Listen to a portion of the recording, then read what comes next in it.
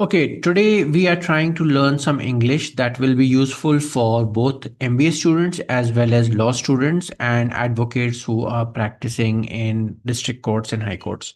अब सभी लोग तो इंग्लिश मीडियम में पढ़ते नहीं हैं और जो पढ़ते भी हैं ज़रूरी नहीं कि उनकी इंग्लिश अच्छी हो। लेकिन ज़्यादातर हाई कोर्ट्स में इंग्लिश बहुत ज़्यादा यूज़ होती है भारत में, इसलिए इंग्लिश आनी चाहिए। तो इंग्लिश पे ये लेक्चर बनाते हैं। आज स्टार्ट करते हैं इस वर्ड से जो एंड होते हैं सफिक्स क्रेसी के साथ, CRACY। तो ये होता क्या है आज समझते हैं। So various forms of government होते हैं। जैसे इंडिया में कहते हैं इंडिया डेमोक्रेसी है या डेमोक्रेसी है, प्रजातंत्र। इसको बहुत लोग बोल भी सकते हैं, भाई नाम का प्रजातंत्र है, बड़ी बड़ी पार्टियां लाखों करोड़ों रुपए खर्च करती हैं और सत्ता में आ जाती हैं। सो एनीवेज, एक फॉर्म ऑफ गवर्नमेंट है डेमोक्रेसी। ऐसे बहुत सारी अलग अलग टाइप की गवर्नमेंट्स होती हैं।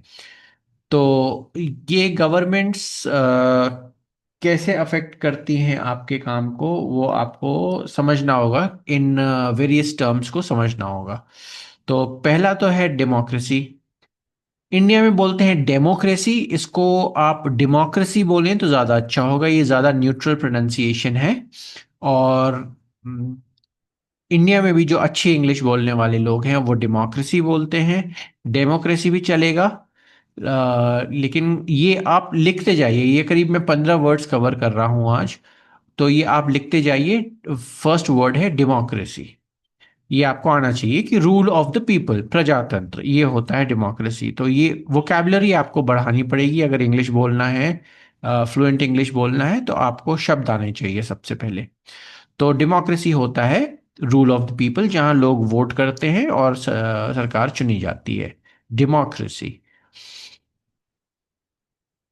फिर ऑटोक्रेसी, जहां पे किसी एक व्यक्ति का या एक इंसान का और उसके आसपास जो खास चुनिंदा लोग होते हैं, उन लोगों का रूल होता है, ऑटोक्रेसी। इंडिया में ऑटोक्रेसी भी बोलते हैं, लेकिन ज्यादा सही उच्चारण ऑटोक्रेसी है। ऑटोक्रेसी या ऑटोक्रेसी, जैसे व्लादिमीर पुतिन एक काफी समय से एक व्यक्ति है, प्रेसिडेंट रशिया का। लेकिन वहाँ पे नाम के ही चुनाव होते हैं। जरूरी नहीं कि वो खराब है व्यक्ति है, लेकिन सारी गवर्नमेंट जो है रशिया में उसके आसपास घूमती है। और चाइना में भी कुछ ऐसा ही सिस्टम है।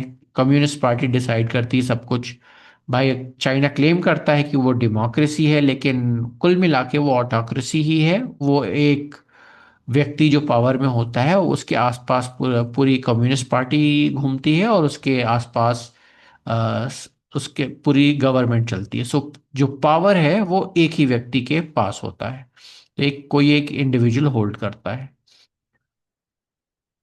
थियोक्रेसी, थियोक्रेटिक स्टेट भी सुना होगा आपने। थियोक्रेसी वो होती है जो एक रिलीजियस स्टेट होता है, जैसे कि वैटिकन सिटी है। वहां पे पोप, जो कैथोलिक चर्च का पोप होता है, वो हेड ऑफ द गवर्नमेंट होता है। तो धर्म के आधार पर जो गवर्नमेंट चलती है उसको थियोक्रेसी भी कहते हैं। कुछ इसी आधार पे पाकिस्तान बनाने की कोशिश हुई और उसको पाकिस्तान को चलाने की कोशिश हुई कि भाई ये एक इस्लामिक रिपब्लिक होगा, ये एक सेक्युलर रिपब्लिक नहीं है, धर्मनिरपेक्ष राष्ट्र नहीं है। ये एक इस्लाम के मूल्यों पे चले गया पाकिस्तान। और ऐसे ही इस्लामिक रिपब्लिक ऑफ ईरान है। ईरान पहले बहुत एक मॉडर्न कंट्री हुआ करता था, फिर वहाँ पे रिलीजियस गवर्नमेंट आ गई, तो वो भी एक थियोक्रेटिक स्टेट है। तो थियोक्रेसी लिख लीजिए अपने नोटबुक में। ये रफ में आप रोज रिवाइज करिए, ये वर्ड्स आपको बाय हार्ट आने चाहिए अगर आपको इंग्लिश सीखना है एज एन एमबीए या एज ए लॉयर आपको काम करना है। तो ये वर्ड्स तो आपको समझ में आने ही चाहिए और तभी आप अच्छी इंग्लिश बोल पाएंगे। ब्यूरोक्रेसी, ब्यूरोक्रेट्स, एक तरह से इसको नौकरशाही भी बोलते हैं इंडिया में, कि भैया ये बाबू लोग जो प्रधानमंत्री ऑफिस है या होम मिनिस्ट्री का ऑफिस है या फॉरेन मिनिस्ट्री ऑफिस है, वहाँ सब बाबू लोग काम करते हैं। वो जो सेक्रेटरीज होते हैं वो बैठ के पॉलिसीज बनाते हैं और उसका जो इम्पैक्ट होता है वो पूरे देश पे होता है। तो bureaucracy, a government that is run by the bureaucrats. तो ब्यूरोक्रेट्स बेसिकली बाबूज। तो ये भी आप लिख लीजिए अपने रजिस्टर में। प्लूटोक्रेसी, इंडिया में कई लोग इसको प्लूटोक्रेसी बोलते हैं। मेरा कहना है कि आप इसे प्लूटोक्रेसी बोलिए। Plutocracy, government by the rich, wealthy, elite. जैसे एक तरह से बोल सकते हैं पाकिस्तान एक प्लूटोक्रेसी है, क्योंकि वहां पे कभी कभी तो मिलिट्री आ जाती पावर में। नहीं तो ये जो दो चार परिवार हैं, शरीफ परिवार और भुट्टो परिवार, और उनके जो खास खास मित्र होते हैं, उनकी एक फॉरेन मिनिस्टर थी हीना रब्बानी खार, वो 20-25 लाख रुपए के पर्स लेके घूमती थी। तो वो और आवाम की ये हालत है कि भाई उनके पास आटा खरीदने के लिए भी पैसा नहीं है। तो वहां पे कुछ लोगों के पास 50-50 लाख के पर्स हैं, और गरीब जनता के पास पैसा नहीं है खाने के लिए भी। तो ये एग्जाम्पल है प्लूटोक्रेसी का। तो प्लूटोक्रेसी भी आपको पता होना चाहिए। तो अगर आप को फ्यूचर में कोई बोलता है इंडिया इज अ प्लूटोक्रेटिक स्टेट, तो कम से कम आपको समझ में आना चाहिए कि प्लूटोक्रेसी है कि नहीं है इंडिया में। आप उससे अग्री कर सकते हैं या डिसअग्री कर सकते हैं, वो आपके ऊपर है, लेकिन आपको ये वर्ड समझ में आना चाहिए। फिर एरिस्टोक्रेसी। एरिस्टोक्रेसी भी एक तरह से गवर्नमेंट ऑफ द रिच होता है, लेकिन ये ज्यादातर, जैसे जमींदारी प्रथा थी, जमींदार थे, और अंग्रेजों के जमाने में लॉर्ड्स होते थे। ब्रिटेन में अभी भी लॉर्ड्स होते हैं। तो एलीट क्लास और वो लॉर्ड्स किंग या क्वीन के अंडर में होते थे, और वो चलाते थे सारे देश को और गवर्नमेंट। तो एरिस्टोक्रेटिक स्टेट या एरिस्टोक्रेसी, जहाँ पे जो एक स्पेशल एलीट क्लास होती है, वो काफी कई मायनों में पीढ़ी दर पीढ़ी भी उनका चलता था कि भाई लॉर्ड का जो बेटा होगा वही लॉर्ड बन गया।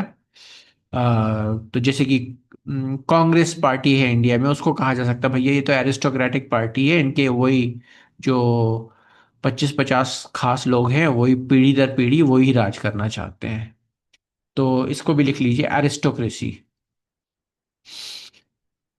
टेक्नोक्रेसी। टेक्नोक्रेसी अभी दुनिया में कहीं देखने को मिला नहीं है, लेकिन टेक्नोक्रेसी भी एक तरह से बोल सकते हैं कि काफी इन्फ्लुएंस बढ़ा है टेक्नोक्रेट्स का, जो लोग टेक्नोलॉजी स्पेस में काम करते हैं।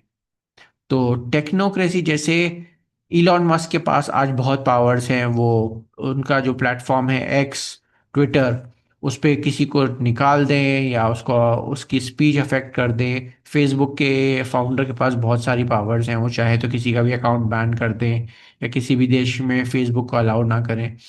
तो अभी ट्रू सेंस में टेक्नोक्रेसी किसी देश में है नहीं, लेकिन ये भी एक टर्म है कि भाई जो टेक्नोक्रेट्स हैं या टेक्निकल लोग हैं वो बहुत ज़्यादा पावर रख सकते हैं। मेरिटोक्रेसी, ये जो कहा जाता है कि भाई इंडिया में बिल्कुल नहीं है। मेरिट यानी योग्यता, और क्रेसी यानी गवर्नमेंट। मेरिट के आधार पे गवर्नमेंट में सिलेक्शन, नौकरियों में सिलेक्शन, और हर चीज में सिलेक्शन होना चाहिए। अब क्रिकेट टीम में सिलेक्शन, या कोई एथलेटिक्स में जा रहा है, दौड़ में भाग ले रहा है, स्विमिंग पूल में भाग ले रहा है, ये सब स्ट्रिक्टली मेरिट के आधार पे होना चाहिए। अनफॉर्चुनेटली हमारे यहाँ एक वैलिड रीजंस थे कि रिजर्वेशन आया। रिजर्वेशन के अलावा भी यहाँ पे जज का बेटा जज बनता है, वकील का बेटा वकील बनता है, वकील का बेटा कभी कभी जज भी बन जाता है।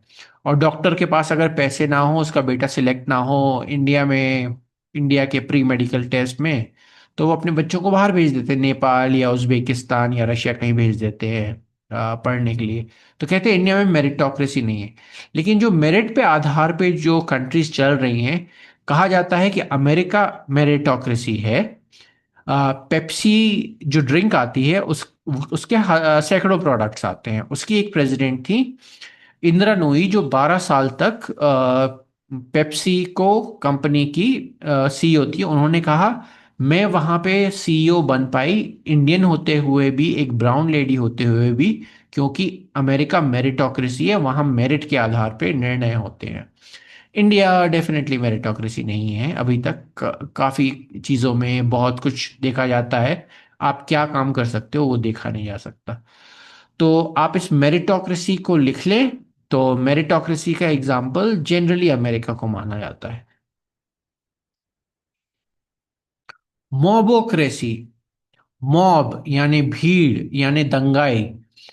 तो कई लोग कहेंगे कि यार ये भाई अभी जो रिसेंटली हुआ बांग्लादेश में स्टूडेंट्स ने चढ़ाई कर दी, प्रधानमंत्री का घर आग लगा दी, सुप्रीम कोर्ट के चीफ जस्टिस को बोला कि भाई आप निकल जाओ यहाँ से, तो और प्रधानमंत्री को देश छोड़ के भागना पड़ा।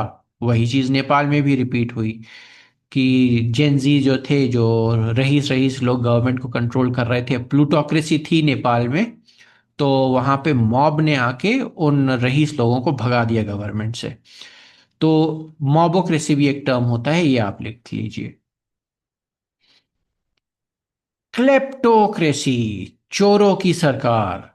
ये तो काफी देशों में देखने को मिलती है, हमारे देश में भी बहुत सारे भ्रष्टाचार हुए हैं जहाँ पे लोग लोन ले लेके देश छोड़ के भाग गए हैं। आ, पाकिस्तान में कहा जाता है कि भाई एक मिस्टर 10% हुआ करते थे जो उनके प्रेसिडेंट भी बने, जो कोई भी प्रोजेक्ट होता था वो मिस्टर जरदारी बोलते थे भाई मुझे 10% चाहिए। तो उनकी गवर्नमेंट को बोला जाता था क्लेप्टोक्रेटिक गवर्नमेंट। तो क्लेप्टोक्रेसी, चोरों की सरकार, जो भ्रष्टाचार करते हैं, चोरी करते हैं लोगों से और उस देश के रिसोर्सेज को एक्सप्लॉइट करते हैं। तो क्लेप्टोक्रेसी एक वर्ड होता है। ऑक्लोक्रेसी, ऑक्लोक्रेसी भी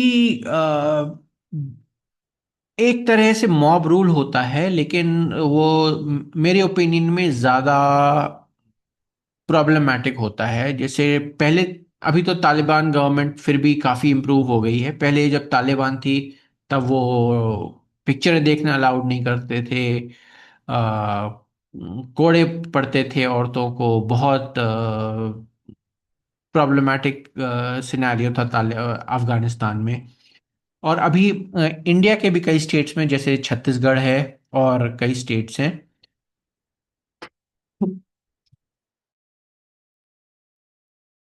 माओइस्ट कंट्रोल कर रहे हैं उन एरियाज को। और वहां पे कई बार पुलिस और पैरा, तो ये एग्जाम्पल हुआ एक ऑक्लोक्रेसी का।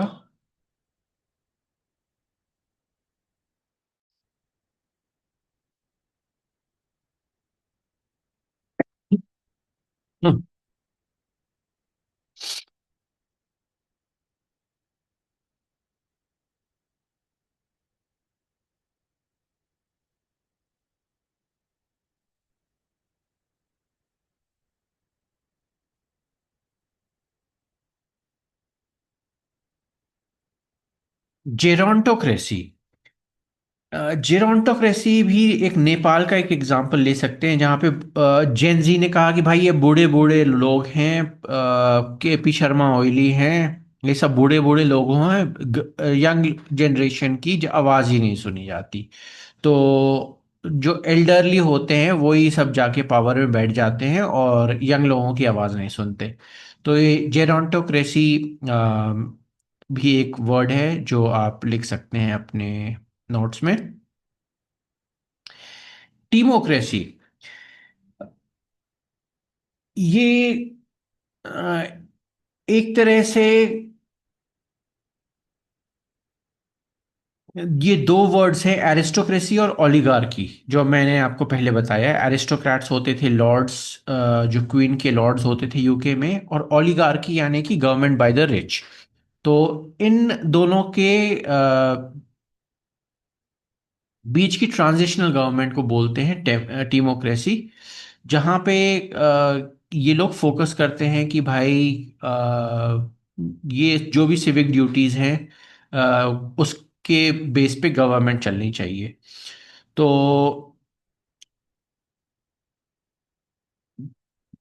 जैसे रशिया में एक गवर्नमेंट है, वो रशियन सिटीजन्स को कुछ ज़मीन देती है, उसको दाचे बोलते हैं। तो सिटीजन्स को ज़मीन दी जाती है। या ईरान में और इजराइल में कई बार बोला जाता है कि भाई आप अपने देश की सेवा करो, आपको कुछ साल मिलिट्री सर्विस मैंडेटरी होगी। तो वो एक टीमोक्रेसी का एग्जाम्पल हो सकता है। तो ये वर्ड लिख लीजिए, टीमोक्रेसी। स्ट्रैटोक्रेसी, स्ट्रैटा इन द सोसाइटी, आपका स्टेटस क्या है सोसाइटी में, तो उसके बेस पे ये वर्ड बना है स्ट्रैटोक्रेसी। स्ट्रैटोक्रेसी कई बार मिलिट्री गवर्नमेंट जैसी होती है वैसा भी हो सकता है। जो मिलिट्री जैसे पाकिस्तान में सिविलियन गवर्नमेंट है, ठीक है, लेकिन मिलिट्री जो बोलती है वो होता है। तो जो सिविलियन इंस्टीट्यूशंस होते हैं उनको बोल दिया जाता है भाई साहब आप हमारी बात सुनो, देखो जनरली हम आपके काम में इंटरफियर नहीं करेंगे, लेकिन जब मिलिट्री कुछ बोलती है तो आप उसको इग्नोर नहीं कर सकते। सो अल्टीमेट पावर मिलिट्री के पास है पाकिस्तान में। तो वो जो स्टेटस है पाकिस्तान की आर्मी का, वैसे तो एक आर्मी का रोल होता है देश की सेवा करना, देश को डिफेंड करना, वहां उल्टा है। देश जो है वो करता है जो आर्मी बोलती है, वो एक तरह से पूरा मुल्क जो है आर्मी की सेवा कर रहा है। वहाँ के जनरलों के पास बड़े बड़े बंगले हैं, बड़े बड़े महल हैं, उनके बच्चे विदेशों में रहते हैं, और आवाम के पास खाने के लिए नहीं है। तो और वो गवर्नमेंट लिटरली हर बिजनेस में है। वो इंश्योरेंस बेचते हैं, वो प्लॉट्स बेचते हैं, वो रियल एस्टेट में हैं, वो यहाँ तक कि कपड़े भी बनाते हैं। सो एक तरह से कंट्रोलिंग गवर्नमेंट जहां मिलिट्री जो बोलती है वो होता है स्ट्रेटोक्रेसी। थैलासोक्रेसी, थैलासोक्रेसी कई बार स्पेनिश एम्पायर्स जो थे और ब्रिटिश एम्पायर्स भी, वो बहुत ज़्यादा इन्वेस्ट करते थे बड़े बड़े शिप्स बनाने में और नए नए ज़मीन ढूंढने में और वहाँ पे अपना एम्पायर फैलाने में। और जो आजकल चाइना कर रहा है, चाइना काफ़ी इन्वेस्टमेंट कर रहा है अपनी शिप्स बनाने में, वॉर मशीनरी बनाने में, और वो कोशिश कर रहा है कि वो अपना इन्फ्लुएंस बढ़ा सके समुद्रों में, मैरिटाइम एनवायरनमेंट में।